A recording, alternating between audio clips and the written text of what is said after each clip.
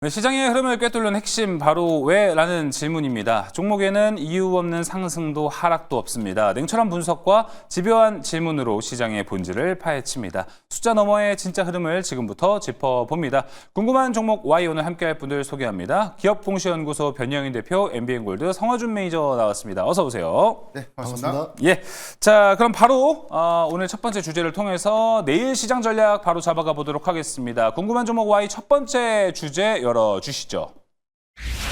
자, 중동 바닷길 봉쇄, 우려의 관련주 강세, 지정학적 리스크 계속해서 커져가고 있습니다. 주말간에 미국이 미드나이트 해머 작전으로 이 이름 하에 벙커버스터로 이란의 핵시설을 무력화시켰습니다. 미국의 참전으로 지정학적 리스크가 고조되면서도 이거 단기에 끝날 수도 있겠다라는 역설적인 상황이 현재 좀 발생했습니다. 하지만 이란이 다시 이 호르무즈 해협을 봉쇄할 수 있다는 것을 협상 카드로 꺼낼 것이란 전망이 좀 나오고 있습니다. 지정학적 리스크와 에너지, 글로벌 공급망이 영향을 좀 받을 수 있을 것 같은데요. 관련된 자료가 있어서 한번 같이 살펴보도록 하겠습니다. 자, 호르무즈 해협. 우리 이야기 많이 듣고 있는데 저기 동그라미 표시가 되는 곳이 호르무즈 해협입니다. 상당히 좁죠. 저 간격이 55km밖에 되지 않는데요. 그마저도 수심이 얕아서 대형 운반선이 들어가려면 특정 노선을 타야 된다고 합니다. 더 이란과 가까워진 상태에서 돌아가야 된다라는 겁니다. 저 호르무즈 해협이 전 세계 해상 원유 수송량의 20%가 이 길을 통과하고요. 중동산 원유의 80%가 아시아로 가는데요. 그중 90%가 저 호르무즈 해협을 지나갑니다. 자, 그러면 이란은 왜 이 호르무즈 해협을 봉쇄하려고 할까요? 다음 화면 통해 살펴보겠습니다. 자, 이거는 이란의 자충수가 될 수도 있고요. 최후 통첩의 카드가 될 수도 있습니다. 일단 손해를 봐야 되는 거는 봉쇄를 하면 이란의 GDP 30에서 40%는 원유나 가스에 수출에 의존을 하기 때문에 자기들도 여기서 좀 막히는 길로 간다라는 겁니다. 그래서 환율이 급등되고 인플레이션을 유발할 수 있다. 그래서 해상 테러 주체로 낙인이 되면서 중국, 러시아 입장에서는 오히려 좀 손을 못 내밀 수 있는 상황까지 올 수 있다라는 것. 거기 포인트가 있고요. 그다음에 이제 최후 통첩의 의미. 화면이 사라졌는데요. 다시 더 디테일하게 좀 봐야 될 것 같습니다. 도표화면 한 번 더 띄워주시길 바랍니다. 자, 봉쇄 카드를 꺼낸 이유는요. 자, 그래서 이건 최후의 통첩 카드가 될 수 있습니다. 내가 다쳤으면 너희도 그에 상응하는 아픔을 겪어야 돼라고 좀 표현할 수 있는 거고요. 자, 그리고 아까 그 지도를 보시면 알겠지만 이란이 그쪽 지역의 레버리지, 엄청난 주도권을 갖고 있는 나라입니다. 자, 그리고 혁명 수비대에게는 좀 내부 결집을 쓸 수 있는 그런 카드가 될 수 있습니다. 자, 이렇게 호르무즈 해협을 협상 카드로 사용하고 있는데요. 자, 의외인 건요. 2015년 다자간 합의 빼고는 이걸 카드로 세워서 이란이 승리한 적이 없습니다. 이번에는 이 협상 카드가 어디까지 좀 통할 수 있을지 다양한 이야기를 좀 나눠봐야 될 것 같습니다. 먼저 변영희 대표님, 네. 지금 유가가 그래서 엄청나게 올라갔습니다. 네. 일단 최소 현재 90달러까지는 올라갈 것이고 이제 130까지도 열어놔야 된다 이런 이야기가 있습니다. 그러다 보니까 에너지 관련주들이 좀 같이 움직일 가능성이 있지 않을까 이렇게 좀 생각이 드는데 여기에 대해서 생각을 좀 어떻게 하고 계신가요? 네.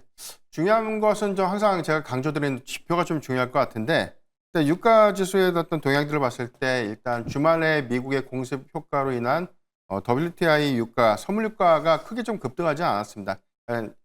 선물 시장 개장 초에 좀 상승을 했지만 상승폭이 좀 제한적인 모습을 보였는데 일단 아까 저녁 6시 기점에서 이스라엘이 이란에 대한 핵시설을 추가로 좀 타격했다라는 속보가 좀 나오긴 했지만 일단 선물 동향에서에 대한 예측들이 아직까지 좀 제한적인 흐름들 좀 보여주고 있는 부분은 앵커님께서 이제 언급하신 것처럼 호르무즈 해협의 어떤 봉쇄 이 부분이 좀 중요한 분수령이 좀 될 텐데 과거 유가의 어떤 최근 동향들을 한 5년치 차트를 좀 봤을 때는 2022년도 3월 달에 배럴당 130달러를 한번 터치한 바가 있었어요.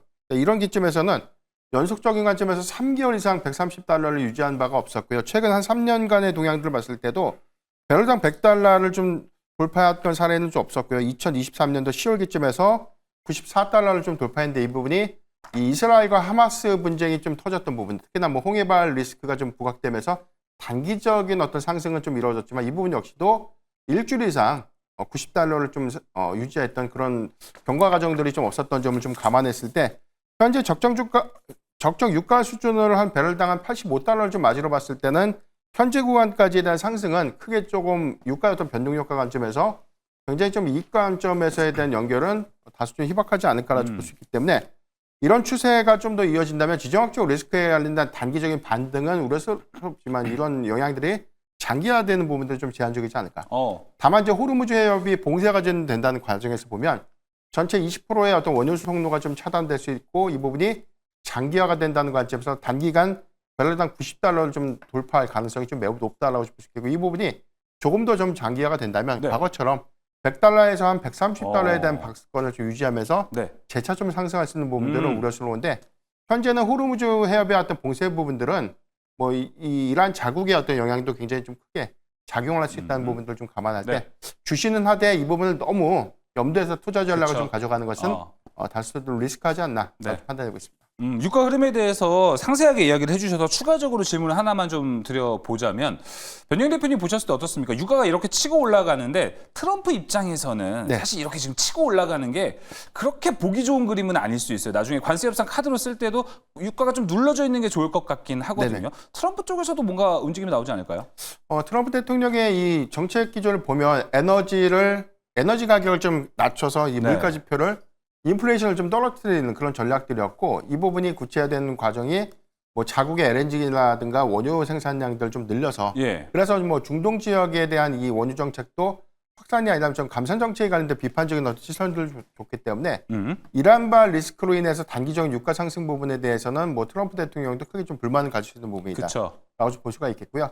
다만 이런 부분들이 이란의 입장에서는 협상용 카드로 가져갈 수 있는 부분들이 좀 우세하다라는 관점 그리고 미국의 경우에도 일단 여지를 좀 남겼다는 관점에서는 향후 협상 여지에 따라서 에너지 가격들은 조금 더 좀 안정화 좀 될 수 있지 않을까. 그러니까 이런 리스크 요인들을 좀 제외했다면 지금 뭐 기존은 배럴당 70달러 아래에서에 대한 이 가격이 재차 좀 낮아지고 있었던 부분이었기 때문에 이 부분은 단기적인 상승 정도로만 좀 해석하면 좀 좋지 않을까 판단하고 있습니다. 알겠습니다. 여전히 좀 단기적인 그림 그리고 여기에 너무 매몰된 상태로 우리가 시장을 바라보면은 변동성이 너무 큽니다. 좀 유의해야 될 필요성도 있습니다. 하지만 저희가 뭐 에너지, 방산 이런 거를 이야기를 할 때 항상 성화준 매니저님은 추가 투자 아이디어로 해운 봐야 된다 이렇게 이야기를 많이 해주셨습니다. 그래서 해운도 그 이후에 많이 올라갔고 진짜 즉효한 투자 아이디어이지 않았나라고 생각이 됩니다. 지금 해운은 좀 어떻게 보세요?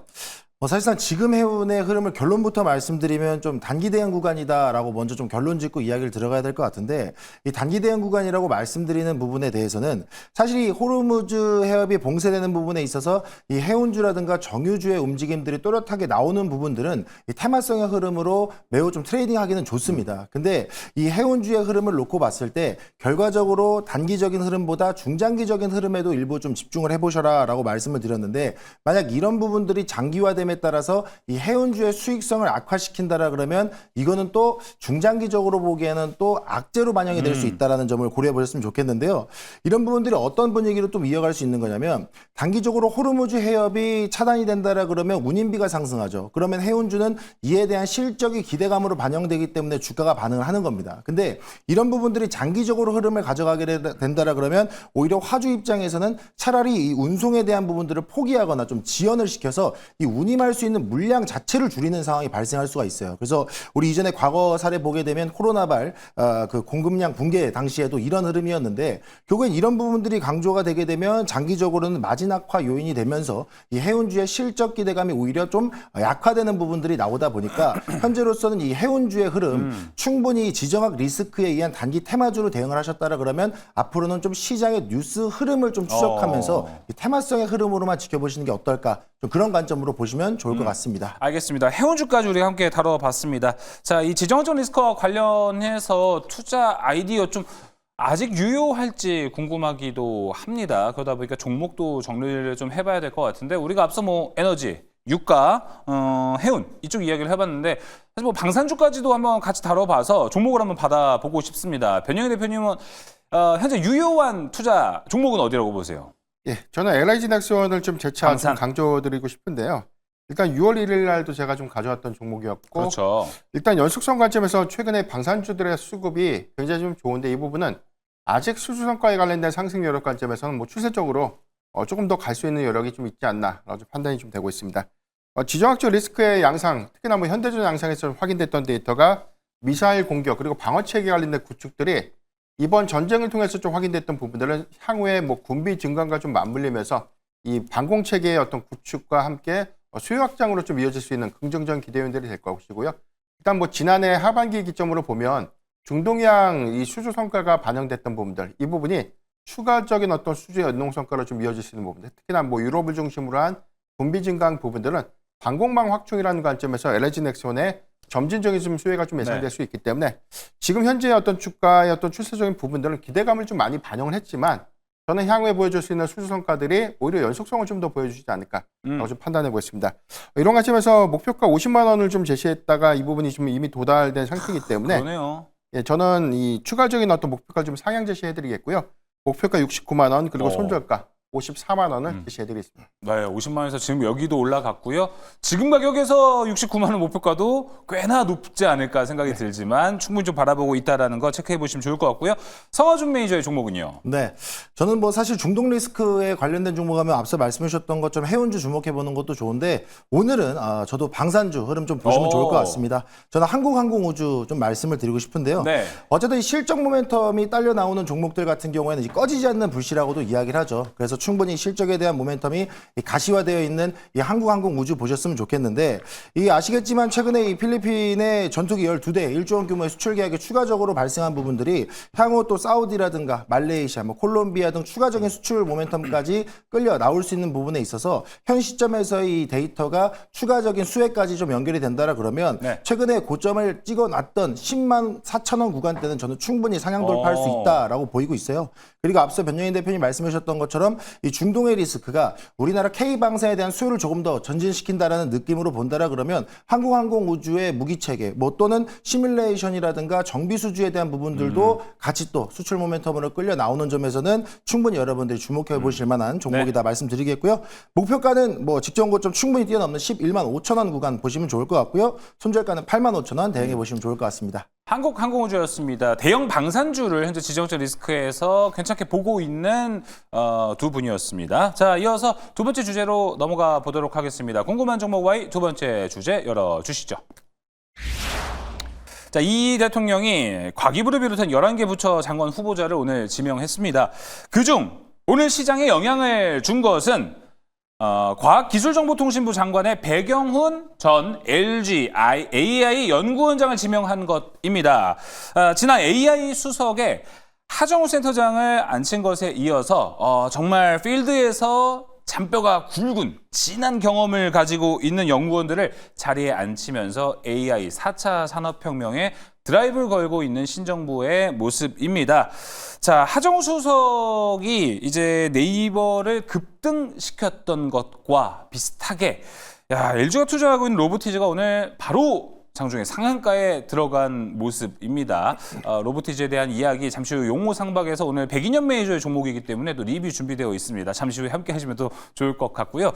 이제 로봇주들 AI 네이버가 올라갔던 것처럼 로봇주도 이제 올라갈 때 되지 않았나? 차트를 보니까 전반적으로 좀 잠잠하고 이제 올라가기 충분한 자리 있지 않을까 생각이 듭니다. 변정희 대표님 생각은 어떠세요? 네. 일단 저는 유사한 흐름을 좀 보일 가능성이 높다라고 보는데 일단 이 대선 전국에서 유일하게 로봇 섹터에 관련된 정책 기대감들은 전혀 좀 반영된 부분들이 좀 없었죠. 올해 초에 수급 기조만 좀 보더라도 삼성전자가 레인보우 로보틱스에 대한 콜옵션 행사 이후로 이 자회사로 좀 편입됐던 이슈, 이후에 뭐 SK의 어떤 이 지분 투자, 그래서 대기업을 좀 중심으로 한 로봇 전략의 어떤 가속화 이런 부분들은 기대의 요인들이 좀 됐는데 일단 1분기 중반 이후부터는 수급이 좀 정체됐던 그런 흐름들 좀 보였었고요. 이번에 이 배경훈 연구원장이 과기부 장관 후보로 좀 발탁이 됐던 그런 부분들은 과거에 이 로봇 산업에 관련된 어떤 연구개발 이력들이 좀 부각이 되면서 정책 수혜 기대감이 재차 좀 부각이 된 것인데 네이버의 경우에도 일단 정책 기대감을 고스란히 좀 반영을 시키면서 연속 성과를 좀 보였기 때문에 이번에도 LG에 관련된 로봇사 로봇에 관련된 투자사들과 좀 연계됐던 종목들의 경우에는 오히려 연속 성과를 좀 더 이어갈 수 있지 않을까라고 좀 판단해 보겠습니다. UBS의 전망들을 보면 2050년도까지 전체 이 3억 개의 이 휴머노이드 로봇이 보급될 수 있다는 전망들이 좀 나오고 있기 때문에 이 부분은 상반기보다는 하반기에 뭐 일부 이 휴머노이드 로봇의 어떤 상용화 그리고 옵티머스의 어떤 라인 배치 이런 이슈들이 재차 좀 부각이 되면 로봇주의 경우에는 그동안 좀 쉬었던 만큼에 대한 수급 반등을 이끌 수 있는데 이런 트리거가 좀 된 부분들은 오늘 발표된 어떤 정책 기대감과 함께 하반기까지에 대한 수급 기조는 비교적 견조하게 좀 연속 평가를 좀 이어갈 수 있지 않을까라고 좀 표현드리겠습니다. 네, 그래서 지금 많은 분들이 내일 시장에서 결국 궁금한 건 로봇 관련주들 중에서 어떤 카테고리, 어떤 포인트를 가지고 있는 종목들이 잘 올라갈까 이걸 되게 많이 궁금해하실 것 같습니다. 그래서 성화준 매니저님, 로봇주들도 뭐 카테고리를 좀 나눠보면 상당히 많습니다. 뭐 대기업과 연관되어 있는 종목 그리고 이제 대장주인 종목들 혹은 실적으로 증명을 할 수 있는 기업. 더 나아가서 지금은 또 휴머노이드 잘 나가잖아요. 그러다 보니까 액추에이터 이쪽 봐야 되나 아니면은 요즘에는 뭐 시스템 통합 이쪽도 좀 뭔가 생겨났습니다. 어디를 좀 봐야 될까요? 뭐 사실 지금 로봇 시장 말씀해 주신 것처럼 상당히 또 다양한 섹터로 좀 분류가 되고 있다 보니까 좀 옥석가리가 좀 어려우실 수 있는데 제가 좀 조근조근 좀 하나하나씩 좀 풀어드려 보자면 좋아요. 일단은 실적 기반에 성장하고 있는 로봇 시장은 기본적으로 보셔야 하지 않나라고 말씀드려야 될 것 같아요. 어쨌든 저는 계속 실적에 대한 모멘텀을 주가 상승의 동력으로 매우 좀 활용을 하는 투자다 보니까 그런 부분도 보시면 좋을 것 같은데 그에 대해서는 물론 협동 로봇에 대한 실적 기대감을 이야기를 안 할 수가 없습니다. 그렇죠. 뭐 우리나라 한국 시장 같은 경우에는 이 제조 로봇에 대한 보급률이 1만 명당 1,000대가 넘는 수준을 유지하면서 글로벌 1위를 차지하고 있어요. 그만큼 우리나라 이 산업 구조가 이 제조용 로봇, 산업용 로봇에 대한 필요, 수요를 계속 좀 끌어내고 있다라는 내용인데 이런 부분들은 관련 밸류체인 기업들한테 단기적으로든 중장기적으로든 실적 기반이 탄탄하게 좀 자리를 잡고 있다라는 점에서 이 협동 로봇, 이 산업용 로봇 관련된 종목들을 보셨으면 좀 좋겠고 뭐 특징주로 보신다라 그러면 두산 로보틱스 같은 경우에도 뭐 최근에 뭐 흐름이 그렇게 강력한 흐름은 아닙니다만 협동 로봇 시장에서는 국내 1위 기업이기도 하니까 뭐 해외 진출에 대한 확대도 기대해 보시면 좋을 것 같고요. 뭐 최근에 뇌수술용 로봇, 의료용 로봇에 관련해서 이슈가 있었던 고용 같은 경우에도 올해 상반기 초반에는 상당히 좀 급등세를 좀 많이 뿜어냈단 말이죠. 그러다 보니까 이런 협동 로봇 시장의 종목들은 확실히 실적 기반에 대한 데이터가 주가 상승의 트리거가 되는구나라는 관점에서 보셔야 된다 말씀드리겠고요.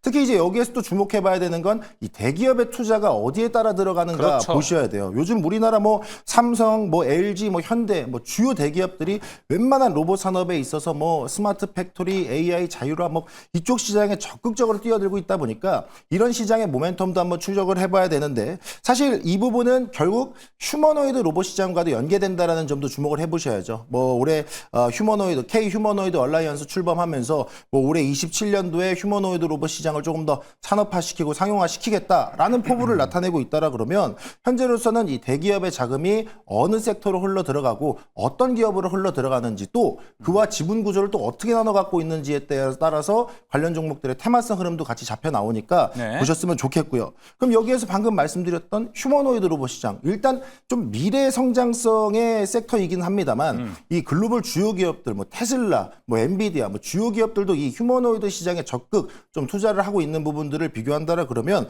뭐 조금은 먼 미래이지만 지금 중장기적인 관점에서 이 휴머노이드 시장도 한번 들여다보시면 좋다. 그래서 결론적으로는 현재 가시성이 높은 실적 모멘텀 협동 로봇 시장과 그리고 미래 성장에 대한 기대감 휴머노이드 시장 지금 전략적으로 포트폴리오 구성하셔도 충분히 어디든 다 수혜볼 수 있겠다. 이렇게 정리해드리겠습니다. 그 로봇주 투자할 때는 뭔가 한 두 종목 정도는 포트에 놔야겠네요. 그럼요. 예, 네. 알겠습니다. 자, 그럼 그 중에서 뭘 더 제일 좋게 보는지도 여러분 궁금해하실 것 같습니다. 그럼 이번 순서는 성화준 매니저님이 얘기해 주셨으니까 먼저 가보도록 하겠습니다. 탑픽 종목 들어볼까요?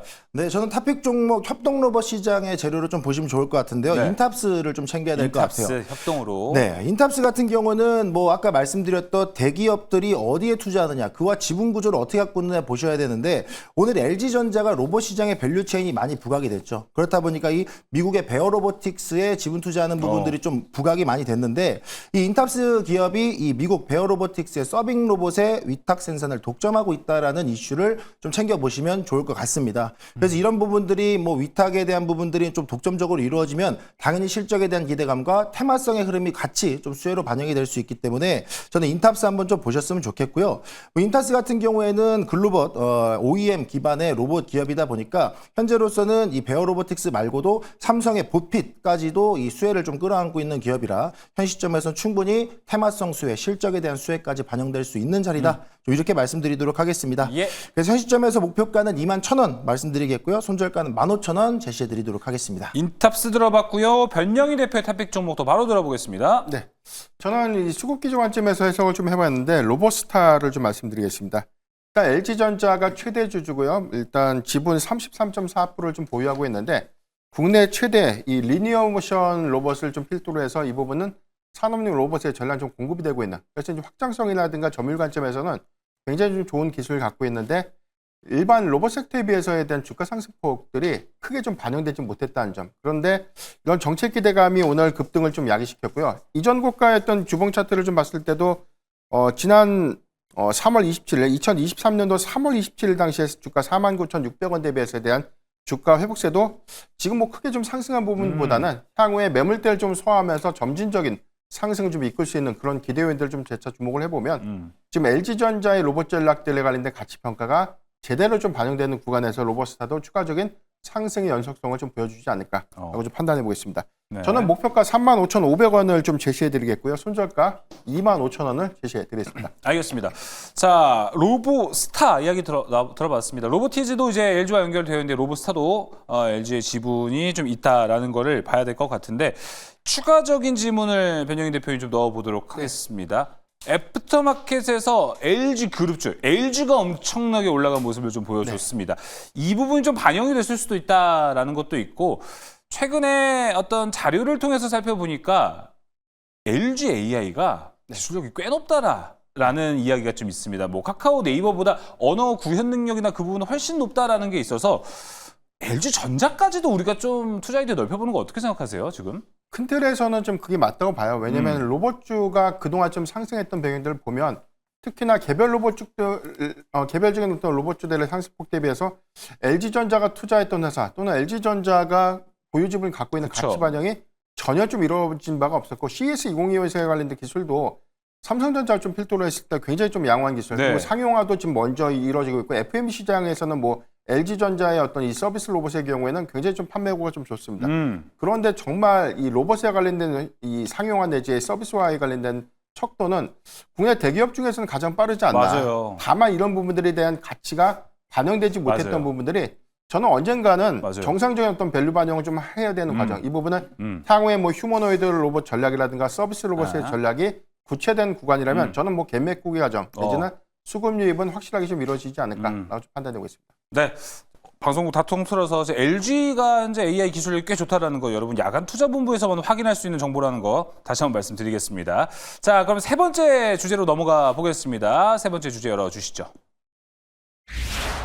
삼천피. 야, 삼천포인트를 지킨 거 오늘 원전주가 아주 큰 힘을 내줬습니다. 코스피 시총에서 오늘 두각을 보인 종목이 네이버랑 두산에너빌리티였습니다. 두산에너빌리티가 올해 초면에도 시총이 11조 원대였는데 오늘 38조 원까지 올라갔어요. 그래서 코스피 시총 6위까지 올라갔습니다. 기존 원전 그리고 SMR 기대감도 있고요. 지난주부터는요. 원전 해체 기대감까지 생겨나면서 원전주들이 쉬어갈 생각을 전혀 하지 않고 있습니다. 월요일 오늘부터 벌써 강한 모습을 좀 보여주고 있는데요. 자, 일단 두산 에너빌리티 봐야 될 것 같습니다. 변영희 대표님, 네. 지금 모습 추가 상승에 대한 기대감 괜찮을까요? 이 시간을 통해 꾸준하게 두산 에너빌리티 한 2달 내내 얘기해 주셨던 것 같긴 하거든요. 지금은 어떻습니까? 우선 고점에 대한 부담이 있음에도 불구하고 사실 뭐 신고가 경신을 했던 부분들은 상방 매물이 없다는 것이죠. 그래서 이제 수급이 사실 추가적인 상승세를 좀 더 이끌어 간다면 사실 뭐 상승의 여러 관점에서에 대한 답은 없다라고 좀 정리하는 게 맞는 것 같고요.